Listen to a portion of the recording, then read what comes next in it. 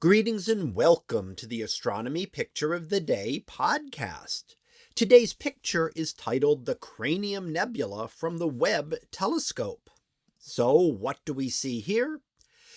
Well, we see what is sometimes known as the Cranium Nebula for its resemblance to a human brain.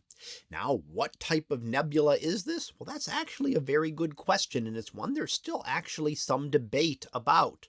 And that is whether this is a planetary nebula, the expelled remnant of a dying star like our sun, or if it is a very young, hot, massive star, the type that would eventually become a supernova, that is expelling its outer layers out into space. Now, both of these do occur, and they can look somewhat similar, so it's not surprising that there can be some confusion on that. And we see one image of it here, taken by the mid-infrared imager on the Webb Space Telescope. But there's also a second image here, and we can take a look at that, taken with the near-infrared. Now, near-infrared means it's closer to the visible portion of the spectrum. So just a little bit longer wavelengths off the edge there. And then when we look at the mid-infrared, we're looking a little farther out into the infrared portion of the spectrum.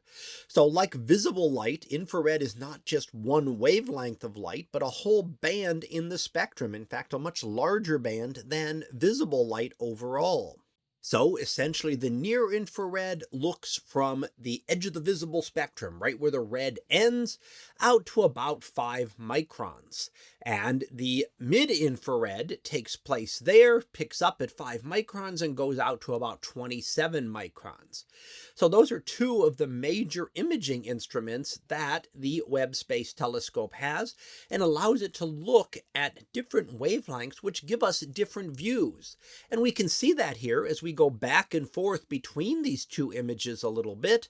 We can see that while the features are mostly the same, some things show up far more in the near infrared. Those would be generally slightly hotter objects, and some show up better in the mid-infrared, which would be somewhat cooler objects. So we can see how the dust in the middle here becomes far more prominent in the mid-infrared at those cooler temperatures than it is at the hotter temperatures that you would expect to see with the near-infrared camera. So each is important because it gives us that different view of the universe, and by looking at them together and studying them, these and future images to be taken may help solve the mystery of what the Cranium Nebula actually is. Is it a dying star like our own sun?